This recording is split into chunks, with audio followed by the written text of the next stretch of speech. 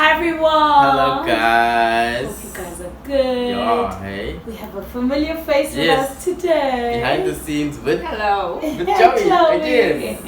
Hello, I'm Joey Usher. Yes. Hi. Thank you for having us in your beautiful home Exactly, once again. again. Thank you. Yeah. Thank you for coming. Mm-hmm. It's a pleasure. So Joey, what are you going to talk to us about this time? So today I'm going to try and talk to you about autism. I'm no expert, but I'd like to just share some of the things that I've learned over the years. Mm-hmm. You work in a special I school. work in a school for learners with special needs, and I've been working with learners with autism for 12 years. Wow. So yeah, it sounds long, but you learn something new every day. It's not your learning is never complete. Yes. We are lifelong learners. Yeah. Yes. Yeah. Do you think it was, I don't know, as prominent like in the 80s? I feel like now, It's more of a, yeah. it's on the spectrum. It's actually, and it's an important thing Yes. that you're saying there, but I will get to that just now. Okay. So it's definitely more prominent now, and in fact, they say between the year 2000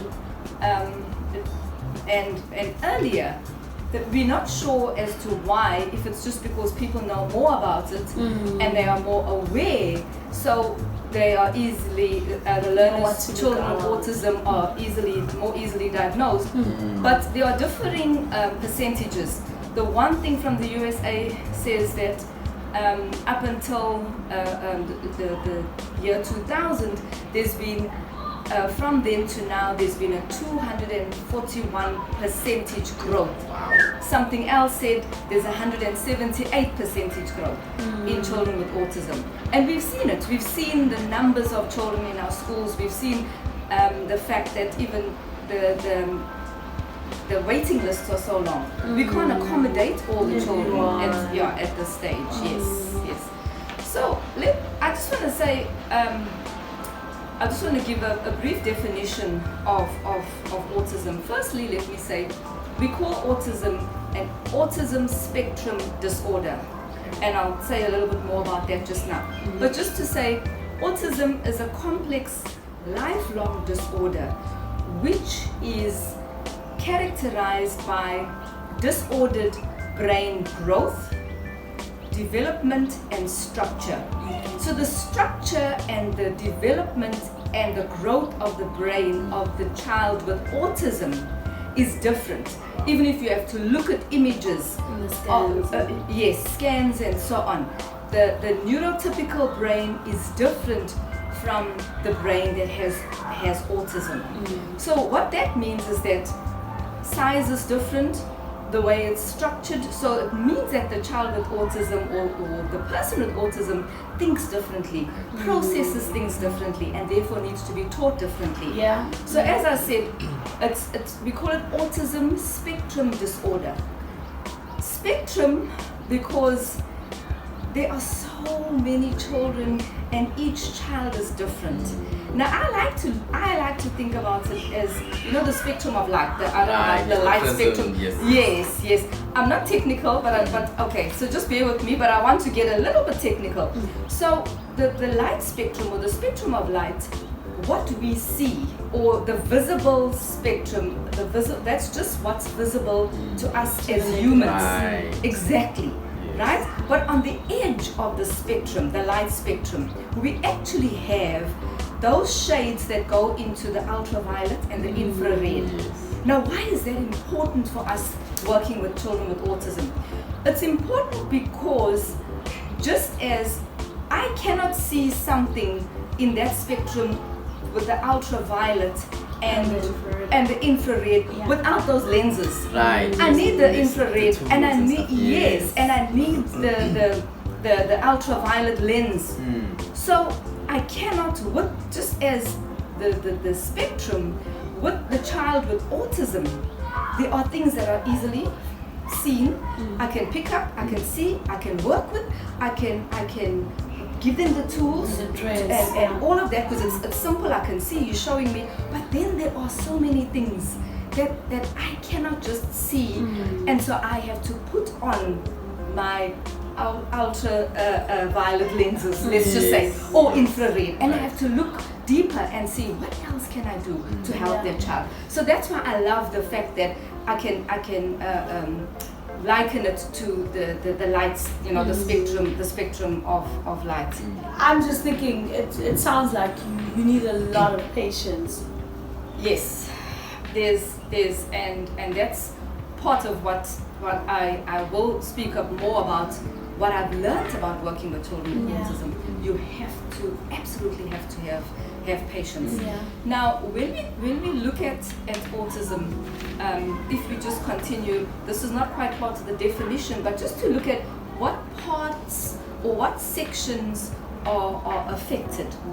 We call it is the quartet of impairment. So there are 4 things that are affected: language, social interaction, and then there's the sensory processing issues, and then we also have imagination and creative thinking. That's also so let's talk firstly about language. They say that at least about 40% of people with autism will never acquire language. Wow. And even those who do have language, they might be verbal, Yes. but it's not not always. There is a percentage where it's functional, but there's also a percentage where it's not functional. So the child will speak, but not necessarily make sense. And you have to understand that and bring out and teach and assist and support all of that. The other thing about language, and language, as we know, was not just talking. It's body language, it's gestures, it's facial expressions. The child with autism struggles to read facial expressions. They struggle to interpret gestures and different types of body language. So I worked with a child years ago who he absolutely was obsessed with playing the grand piano at the City Hall. Wow. And all he asked for was, Mrs. Usher, do you think I can play the grand piano at the City Hall? Can I? And I said to him, I'm not sure. But You know how to play piano. he was taking some lessons, but no, he didn't. He didn't quite know how to play the piano. But he just loved it. And I said, you need to speak to your parents about that. And he continued. And I said, okay, let's go do something else. I turned and walked away. And even though I had turned my back to him, the fact that body language should tell anybody else, she's done with me now, the conversation is over. He could not read that body language. You see, so that's what I'm saying. So that's language. And then you get social interaction. So the part of the brain of the child with autism that would help with social interaction, all of those kind of eye contact, playing together and not playing alongside, all of those things, that part of the brain, that's the part that is disordered. So they are unable to read those kind of, they don't like to make eye contact. So those are the social interaction is can be difficult for them, for the learner with autism. And then we have sensory processing issues. So the child with autism is affected by that sensory stimuli. So lights will affect them, the sound, the noise, smells. And either they can be hypersensitive or hyposensitive, and it just depends on the child. And while one child will not like the noise, somebody else might crave that noise. And often you see the child with autism blocking their ears because they're sensitive to that sound. Some of them are sensitive to touch. They don't want to be touched. And if they do want to be touched, you give them, they don't mind hugs. But not all children with autism want to be hugged or want to be touched. So there's that sensory. And then the last thing, as I said, is that fantasy and imagination. That part, they're very rigid thinkers and they're very literal thinkers. So you can't say to the child with autism, it's raining cats and dogs.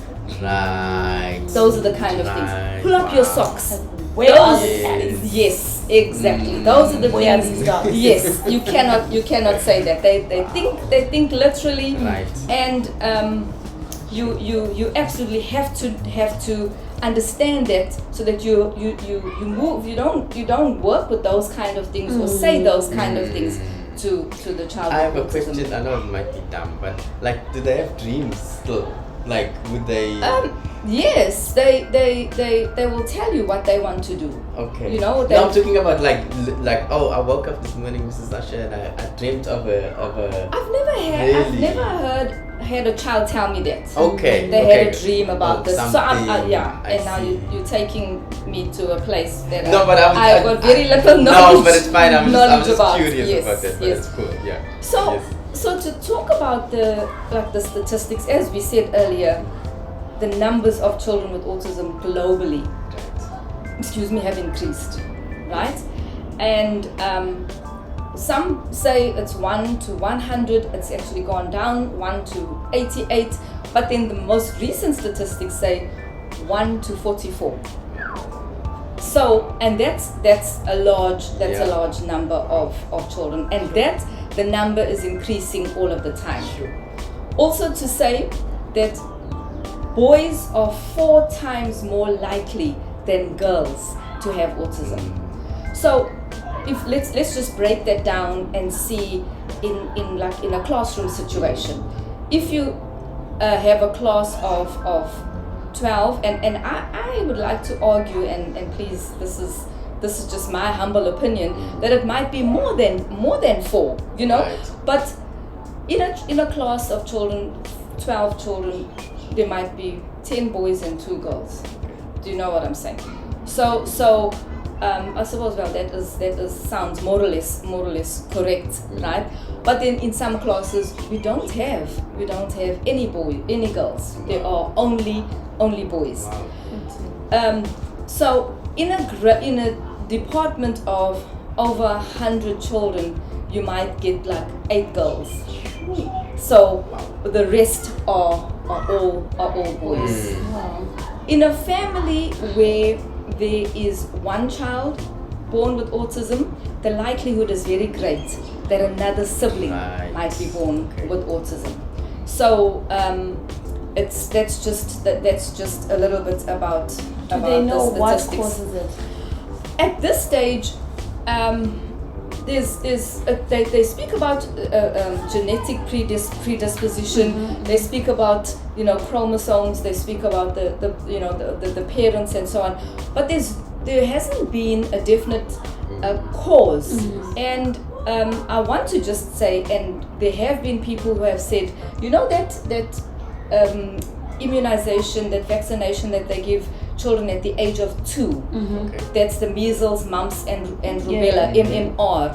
It has been linked to MMR, but that is not has not been proven. Scientific. I mean, it's not scientifically proven. And personally, I don't believe that MMR causes autism. Okay. So lots of people say don't let your child have the MMR vaccination because it causes autism. I don't personally. I don't believe that. So the cause is still quite unknown. I'm sure there's a lot of research that goes on globally. Yes, on there's it. lots and lots of research, and it's because it's something that has become so prevalent, and the numbers that have increased so much.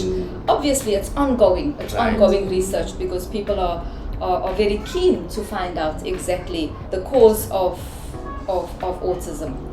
So, having said all that, let me just talk about some of like the buzzwords, some of the things that we say. Instead of saying autistic child, we prefer to use the term the child with autism. Right. Okay. And people just say, well, there's no difference between the two. Yes, there's no difference, but if I say autistic child, I'm seeing the diagnosis and then I'm seeing the child, Yes. But if I say the child with autism, I'm mindful of the Right. fact that this is still a child, Yeah. and just like living any with. other child, this child needs for their potential to be developed. So that's what we say, and then we say pre-verbal instead of non-verbal, because you see, as I said earlier, up to about 40% of people with autism will never develop speech. Right. So instead of saying non-verbal, we say pre-verbal, because that still gives hope that your child might still develop speech. And then we know, if you've met one child with autism, you've met one child with autism. Because and that's why it's a spectrum, exactly, because each child is different, and the autism within that child presents differently. One child might not be so sensitive to touch or sensitive to sound or smells, but another child is. Right. So I cannot, when I teach a class, Can't use blanket approach. I cannot use a blanket approach. I teach, yes, if I teach a class of 5, I'm teaching a class of 5 children. Right. I'm teaching 5 individuals. And I know that I need to prepare my lesson for taking into account those 5 individuals. Yes. It's not a class full. It's a class, but in the class there are 5. Then the other thing is, all behavior is communication. Right. Now this is important, because a lot of the time the child with autism doesn't know how to communicate, how to express what is happening, how to ask, or they don't have the communication to say, this makes me feel uncomfortable, or that makes me feel uncomfortable. So they might do what other people call have a tantrum. It's not a tantrum. It's just their way of showing you with their behavior. Yeah.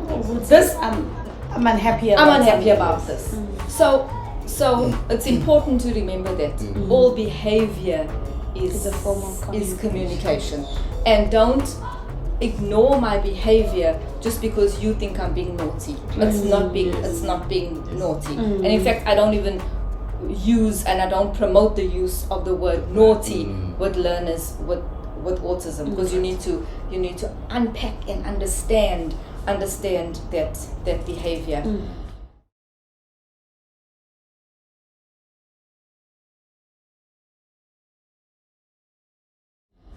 Now, I'd like to move on to the things that I've learned working with children with autism over these years. The one thing, and this is in no particular order of importance, but the one thing that I found is actually one of the most important things, was that everything must be celebrated. Celebrate everything, no matter how small.